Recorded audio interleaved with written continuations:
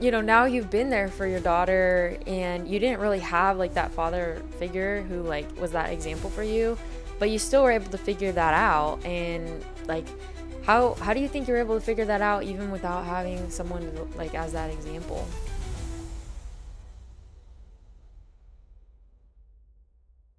Hello and welcome to For the Needs podcast, Root Cause. I am Allie Mayernick, director of For the Need Foundation, and I'm joined by one of our partners, long-standing partner, Jarrod Brown, owner of ReticRelic, in partnership with Teresa's Country Feed and Pet. We're really excited to have him on here today to share about reptiles, their benefits for kids, and some of his own story.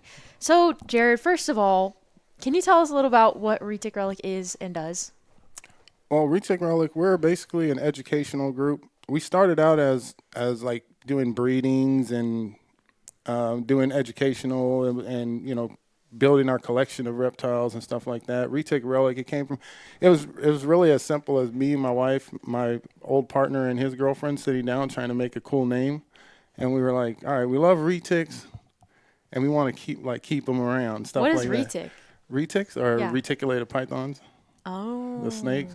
And that's kind of what we started with. That was like our thing. We were like buying all kinds of different ones and trading and doing all things, trying to get the ones we like, because that was just such a big part of us growing and getting really deep into reptiles, and seeing people like Jay Brewer and other like big breeders that did retics. They like, these big old snakes, and we're like, oh, we want those big old snakes. But then like learning from doing all that, when you want those big old snakes till you have those big old snakes, then you're like, what am I gonna do with this big old snake? Like, seriously, that's exactly how it ended up going. How much space do those need to like thrive? It really depends on the particular snake. Some snakes so retics that I've learned, and I'm pretty self-taught with them. I did have some mentors in it along the way. Like my buddy Jake Smith, he was a huge mentor to me with the reticulated pythons because he used to breed them and stuff. It's up to the particular snake. Like a good 10 long by 4 deep it doesn't have to be super high. They'll take a super high cage. 4 feet or so, they'll take that, and you put branches and stuff, they'll use it. But a few of my bigger snakes, I would put them in big cages, and they get real defensive. So then I put them back in because retics are ambush predators. Like they'll get somewhere, lay in wait. They'll know a game trail. They'll know where good food is at. And they'll wait for that thing to come by, snatch it up, eat it, and they'll sit there for a month, digest it, and then they'll move on. So each snake is different, and it all depends on the size of the snake. They get really big. They're like part of the big 3 largest snakes in the world. Whoa. Yeah. Okay. They get pretty big, but we really just came up with that name. We found relics, things that you keep and treasure and all that type of stuff, and then retics, and we just threw it together, and we ran with it. It sounds cool. Yeah, it's pretty cool, we thought. So. And now you bring the reptiles to different events like For the Need, or are we kind of like an unusual thing? No, so that's really where the whole educational thing started. Really, we would do these things called meet and greets at like different parks and stuff like that. We did a real huge one at the Marina Park in Ventura. Oh. Like, it was huge. We had a band there called Rising Sun. It was probably our best meet and greet ever, like to this day. It was huge. There were so many people. The band was amazing. We had barbecue going. A bunch of people brought reptiles out. They're all over the place. We had the whole crowd from the beach, come over. And so, like, I guess that kind of sparked something. But I always had that mission in me because that's how I came about reptiles, was being introduced to them to someone in my school. But like that really set it off to where it was like we had people ask us, hey, do you guys do parties? Hey, do you guys do this? Do you do that? And so like we went full on like, yeah, we'll do this. So we were doing like parties and going to the Boys and Girls Clubs and different rec centers and churches and stuff like that. And it was really cool. But that's when I worked in Ventura. Okay. So now that I work out here, there's not very many options that I have. It's just too much of a drive. Like, honestly, it's like drive from Ventura to see me, back to Ventura, do the show, take them back to see me, you know what I mean? The animals, because they're mostly there. But yeah. Interesting. Okay, how cool. Well, we're really grateful for the need. And now we know you're an author. Here, I've got the book here. You can find this on Amazon. Oh, yeah. Timmy's New Best Friend by Jarrod Brown. So, okay, can you tell us about the inspiration for this book? The main inspiration for that book, everyone thinks it's me as a little kid, and I'm just like living through this thing. It's like, nah, I didn't even have bearded dragons when I was little. I had like blue belly lizards and alligator. Like, Well, it's to a lot of people, it's kind of the same thing. It is, but like the real inspiration or the real like push behind that was to offer something to people for a way of donating and from a way of me giving them something back instead of just like asking for money or being around, help us out, stuff like that. It was like, well, I can do this book, and I did a lot. I mean, it's obvious. I did a lot of the editing with AI. The story, I just really went through the story, made sure it was super cute for kids. It was really easy to read. It's super easy to read for little kids. And then at the end, like I said, I have the little directory of how to like take care of your bearded dragon the right way and whatnot. But yeah, that was the real push behind the book, was to be able to offer something for people that donate instead of just like asking for money and stuff, Yeah. So, and then, yeah, it's just a cute little book. Got some pages here for anyone watching visually. This is awesome. Yeah, definitely go check it out. Timmy's New Best Friend on Amazon. And in the back, it even has instructions for how to take care of a bearded dragon. Yeah. Very cool. Part 2 will be coming out. We're going through the motions. I'm trying to do it all on myself. My brother helped me illustrate and like get that one published, and I'm trying to do it all myself, and I'm not as tech savvy as he is. So stuff. Did you have any like training to like write a book, or you just kind of go for it? Like, can anyone do it? Yes. With AI now, anyone can do anything. Fair enough. Honestly, you just have to. So all I did was like, all right, let's make a story. So we're going through the stories, and I just fix things, stuff that because they make mistakes. Yeah. Everything does. There ain't nothing that's perfect.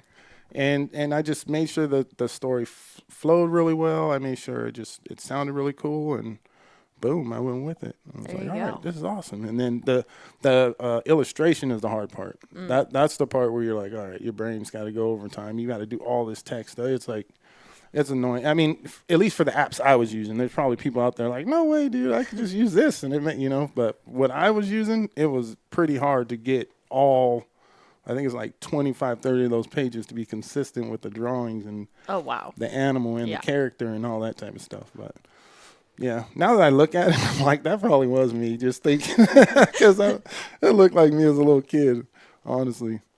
Aw, that's adorable. Yeah. Okay, so what was your first reptile you got? My first ever reptile was a California king snake. Oh. It's a classic, I feel like. My stepdad at the time, him and my mother worked at the city hall in Ventura, and so like he was the groundskeeper there, and my mom, terrified. I used to come home from school with so many like lizards shoved in my pockets and stuff like that, and like living. Oh yeah, that I caught on the playground, and I wanted to keep them. I mean, it's so sad when you think about it now, because so many that died in my pockets and stuff like that. Because I'd be sitting in the class and they're like running up me and stuff. Is that why you started the educational side? To pay back for all those lizards? Yeah, right. Didn't have the right treatment. For real. Yeah, no, that whole part was different. That came about from just. But yeah, to the king. That was my first snake. It was a king snake. It was a king snake. After that, it was just like off to the races. But what really like fueled me to want reptiles was someone did something exactly like I'm doing. They came into my classroom and they were doing a reptile show, and they had like this big old boa. And before, all I seen was like on TV with like Jack Hanna and Crocodile Hunter and stuff like that. Those are like people I held them up the highest. Like I love those people. And he came in and he had this I mean, to me, I was little then, but that thing was massive. And I was like, dude, he let us like touch it and hold it, and it was over. It was like the whole sparkly thing, just everything. I was like, what? Like, we can actually have these? Like, we can own these? We can have these? And like, yeah.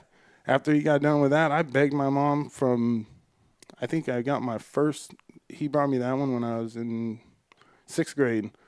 And from then on, it was over. It was like, that was my life. And then through life, like being dead, because I'm obsessed with like animals, period. So I always have been ever since I was really little.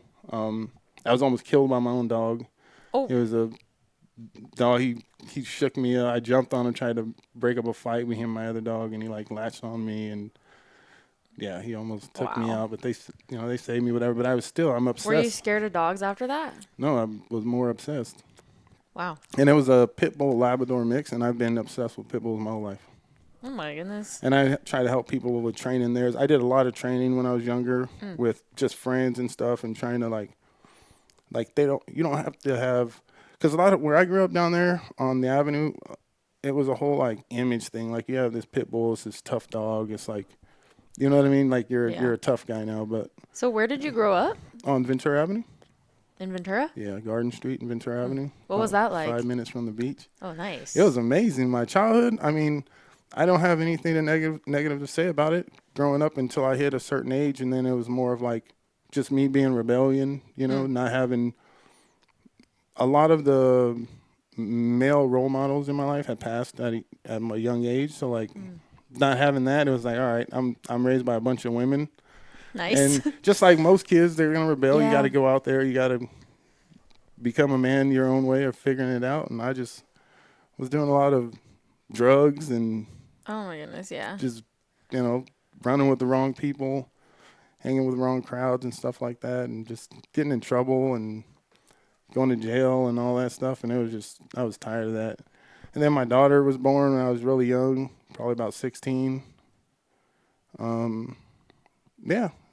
And from there, you got to evolve into something. You either fall or, fail or fly. And I was gliding. I didn't really like take off. But once I really got into like, because I always had reptiles, and I feel like having those, I had something that depended on me and that I needed to take care of. And besides my kids and stuff like that. And yeah, it was. You had to figure it out. I had to figure it out. So, like, growing up without those father figures, did you find that role model elsewhere? Or how did that look for you? No. Where I grew up, there wasn't really any role models to look up to. You had to just figure it out. There was there was none. I absolutely wish there was something like this when I was younger, like the For the Need Foundation that would like totally come get you guys and like. Aw. You would have been part of our For the Need family. Oh, for sure. Like it would have saved me a lot of trouble, saved me a lot of money too, and restitutions and stuff like that. Going to jail and just being involved with the wrong things, like that would have been something like, and that's for a lot of kids down there that today. It's just there's no opportunities down there. There's nothing. So how did you go from like making all those wrong choices, even having your own kid, and then like trying to survive, to now you live in Simi Valley? No, I live in Ventura still. You still live in Ventura. You commute? I do. Wow. Yeah. So do you have your own place? I do. Me and my wife and my father-in-law lives with us. But me and my wife have our own condo. And like with all else, like my wife is probably my biggest backbone, my biggest supporter, my biggest like everything. Seriously, Sarah's amazing. Yeah, she's definitely my biggest supporter. How long have you been together? A long time, like 16 years. We've been married like 9, I think. You think? 17, 18, 19, 20. Yeah. 9 years? Wow. Yeah. We That's just had awesome. our anniversary. Oh, congratulations. Thank you. That's huge. But yeah, and like, yeah, just having her as my rock and being able to do what I do, being able to work in Simi Valley. I mean, you don't make a killing at a feed store, but I love the people I work for, 100%. Like they are amazing people, and they are also another huge supporter. Like that room they gave me at the store, like that's. I mean, you can't even put no words on that. That's amazing. I love them to death.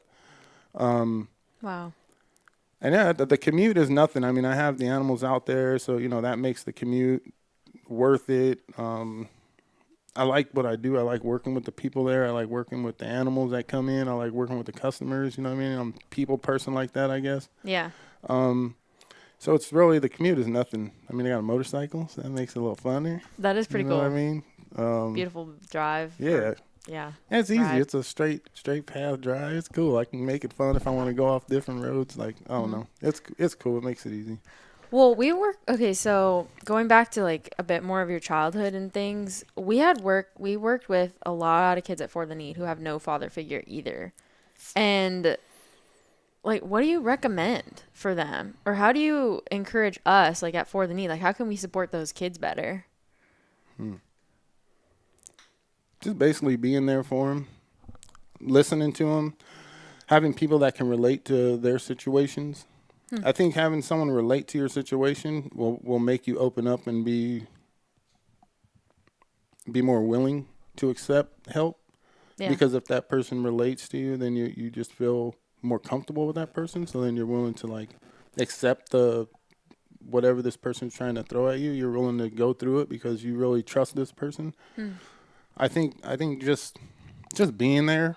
Um, yeah, not I don't know. It's so crazy because I don't know what it's like to have a dad. So like they just we just have to come of our own. And if you don't learn what the times, I guess it is, like just learn how to evolve on your and find your way.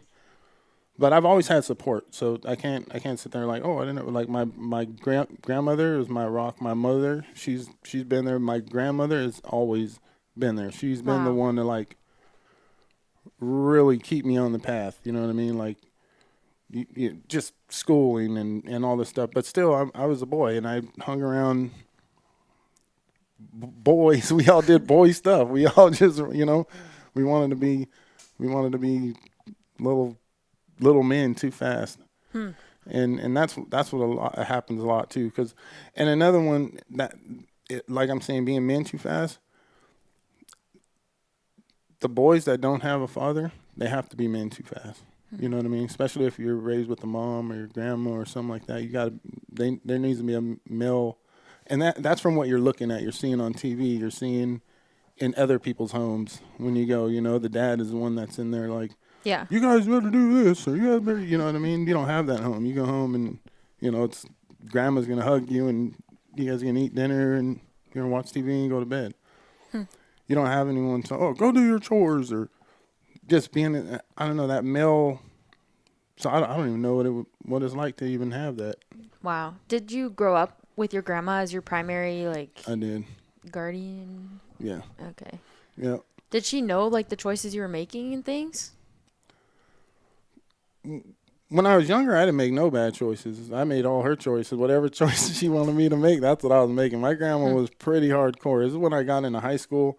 No, she didn't know. We're Hmm. ditching school and just running around tagging. We were little taggers, and you're tagging all over everything. And if we got caught with that, of course, I'm going home. And I'm getting in trouble.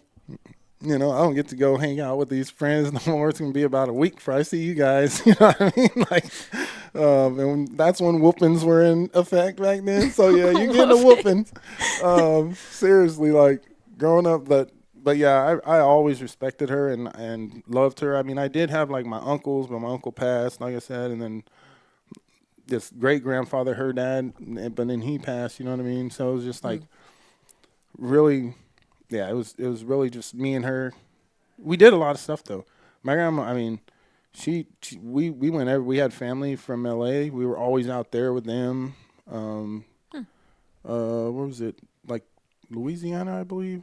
Louisiana's where our family's from. We went out there. Um, so my grandma she would always have something for us to do or something for me to do if we weren't doing something together. Did you say she was hardcore and like cracked down on you and stuff and like you'd get in trouble? But then you also said like without a father to do that. Like, do you think it's just different coming from a dad? 100%. It's Hmm. way different, and I know it would be different. Just moms, I mean, I give nothing but props to moms that play two roles in a family, but a dad is it's just a lot different. It would have to be. It'd have to be. It's a male role, and that's that person to kind of guide you and show you the way to do it. You know what Yeah. I mean? Moms and grandmas, they were never men.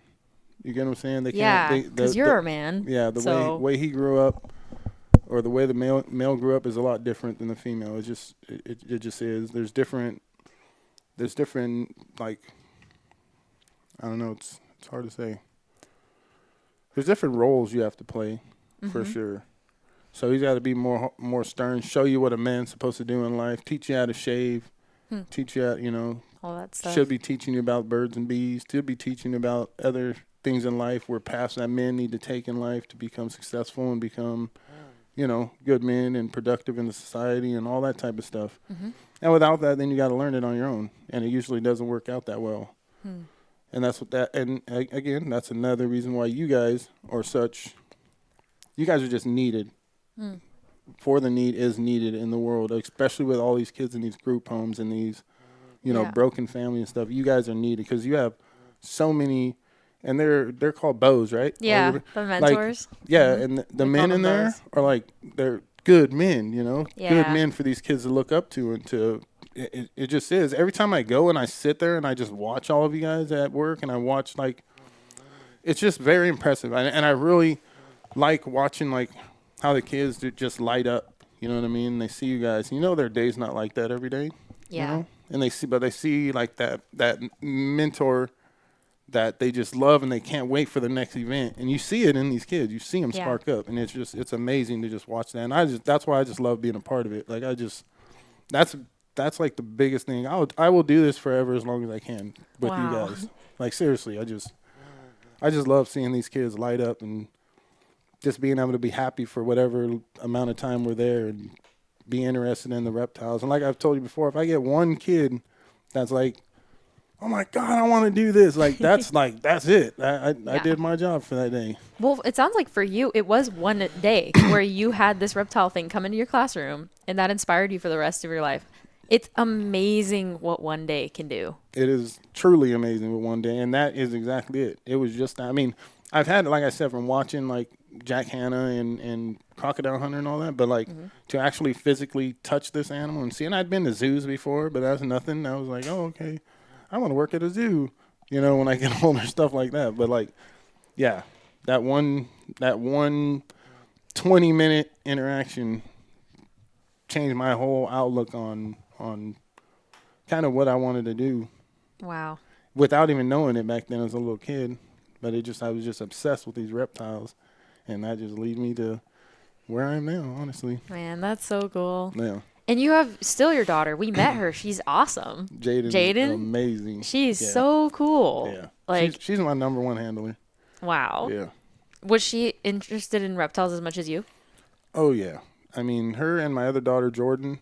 But she's doing her modeling. She's a big into sports, little track star. She's doing. Oh, wow. Yeah, she's got another path that she's doing that's amazing. And then Jaden is, and since they were both about 5, once they were big enough to hold these animals by themselves and stuff like that, yeah, Jaden's just been all about it. Wow. All about it, yeah. So she's amazing. 2 kids? I actually have 2 stepsons. Okay. And I have 3 daughters. So 5 total? Yeah. And 4 grandkids. Whoa. 4? You're a grandparent? I would have not thought that. It's crazy. And they're the best. The little ones, it's crazy. All the other ones are old now. They're all over 18. Wow. So we got these little minions. Man, that's amazing. And you're there for them. That's the hugest thing. Yeah, as much as I can be. Yeah. Honestly.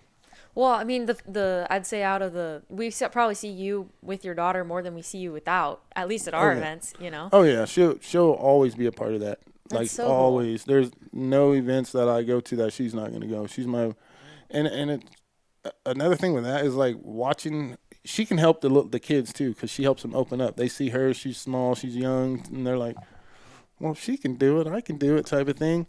And watching her evolve in this is just those proud dad moments because you're I can just sit back. Honestly, now I can just honestly sit back and let her run the show. Wow. But I just love being in there, But I could. That's impressive. She's very impressive. And that's every time we go to an event or we just had the street fair and see me. So many customers come, oh my God, your daughter's amazing. They're like, dude, she is amazing. It's just, she knows about the animals. She's always wanted to learn about them, and she knows pretty much any and everything, and that's how we do it. If we don't know it, we will figure it out, and that's what she does, and that's how we've always done it. We will figure it out. There's plenty of ways. We got plenty of resources to figure stuff out with the animals. So, but yeah, she's amazing. My little Jaybird. Man, that's awesome. That's so cool. You get to have like such a big family, you know?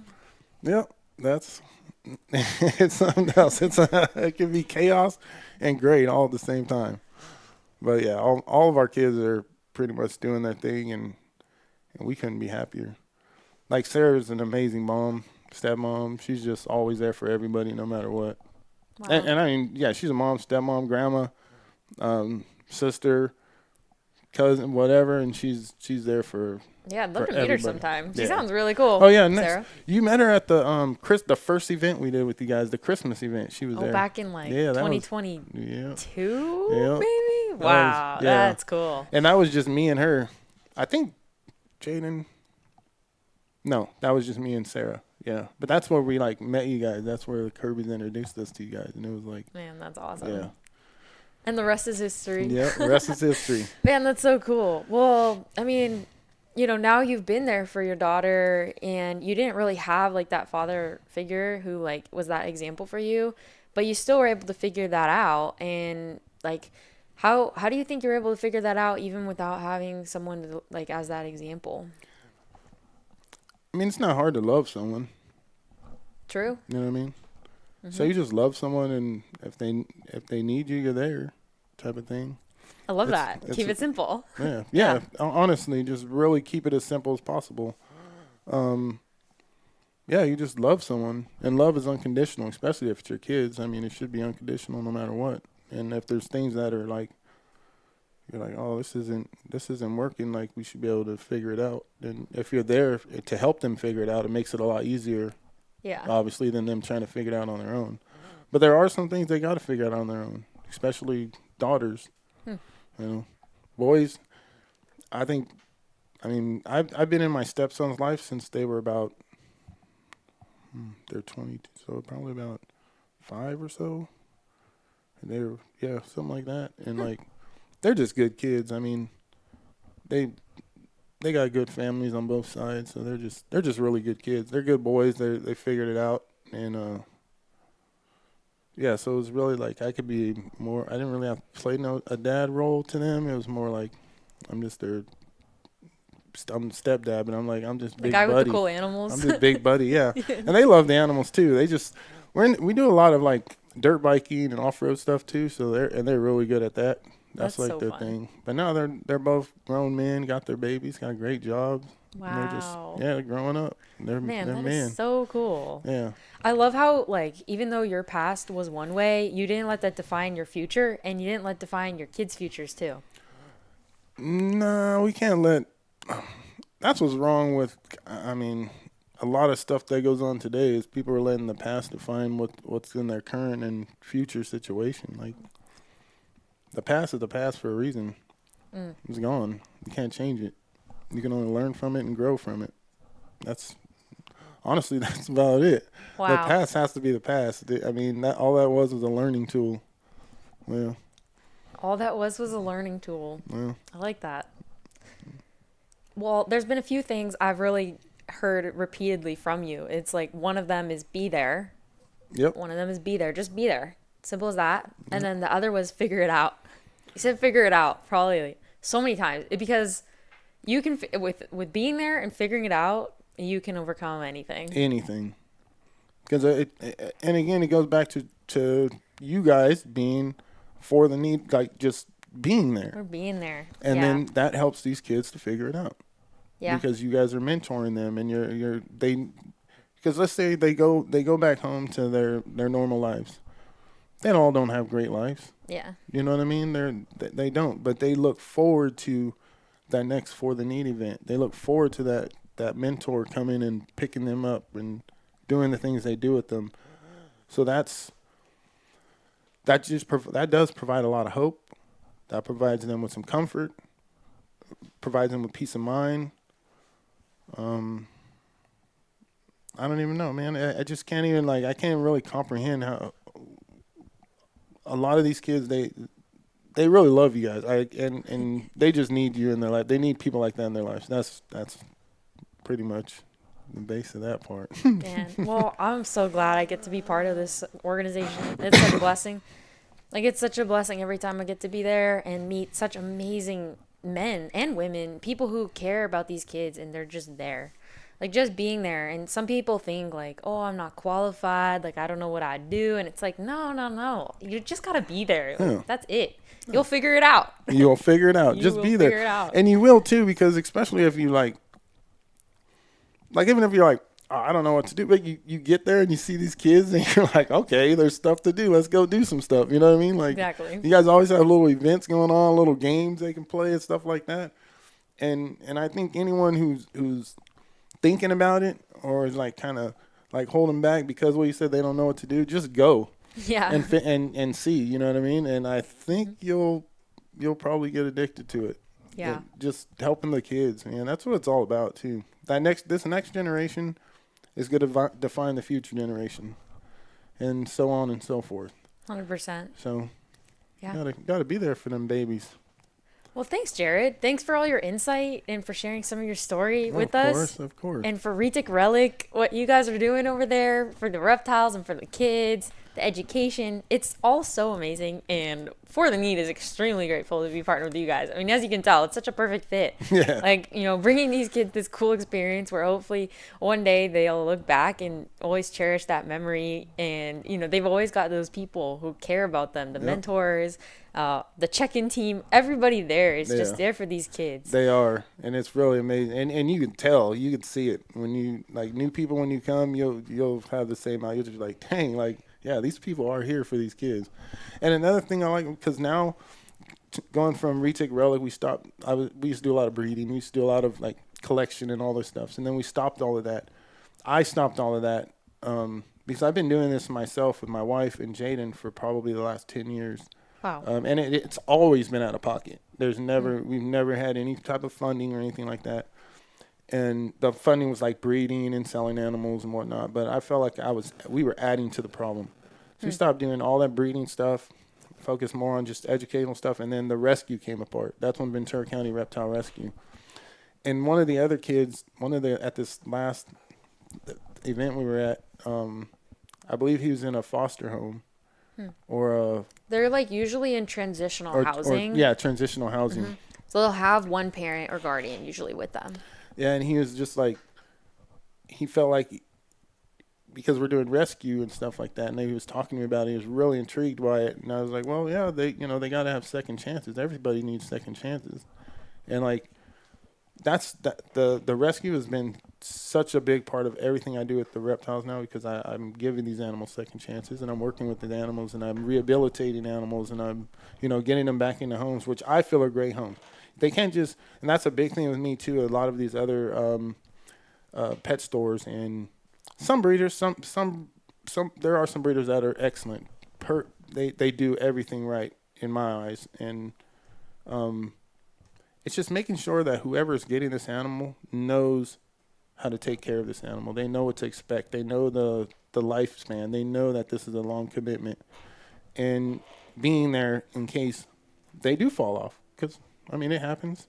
But like you got to be there for them to fall back on, to be like, okay, here, bring comfortable enough to bring the animal back to you. You know what I mean? Yeah. And that's been my main focus now for quite a while, and I really love doing that. I like doing the rescue more than I felt like I was adding to the problem, like breeding animals and just bringing more animals into the world. It's like what that there's already animals out there. There's so many. Yeah. Like you got the internet, you can find animals everywhere. So like doing the rescue is just more.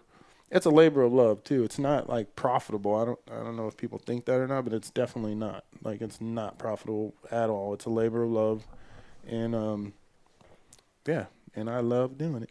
Cool. Yeah, no, for sure. Well, if anyone wants to support ReticRelic, how is the best way to reach you? You have Facebook, right? I do. I have Facebook and Instagram. It's ReticRelic. ReticRelic. Yep. Go check out ReticRelic on Facebook and Instagram. Instagram. Go check out ReticRelic on Facebook and Instagram. And this has been Root Cause with For the Need. Jarrod, thank you for coming on. I love it. Any Thank final you for words? having me. Any final words? We covered it. We're good. Just we covered it all. Just keep on keeping on. That's what we can do. Yep. And come visit Jarrod at Teresa's Country Feed and Pet. He's got a great room in the back with some really cool reptiles that are there and available for some good homes to love and care for them. Oh, that's awesome. Yeah. And Teresa's Country Feed and Pets, also an awesome pet store to come. Yeah, go shop at Teresa's dogs Country and Feed and cats and Pet. rabbits and rats and snakes and everything you got. Yeah, we got a little bit of something for everything. They do. So, and we're a great store, so come True. by, check us out. That's awesome. Well, thank you to Heck Jarrod. yeah. Thank you, ReticRelic. Thank you, Teresa's Country Feed and Pet, for being such a big partner of ours. One of our kids in our program recently started working there, which is amazing and actually genuinely changing his life and his family's life. So 100%. all of these things are amazing, and we're just glad to be part of it. And we're going to wrap up here. So we will see you next. Oh, I hit my microphone on accident. Sorry. Okay, we're going to wrap up here, and we will see you next time. That's Thanks a for wrap. watching.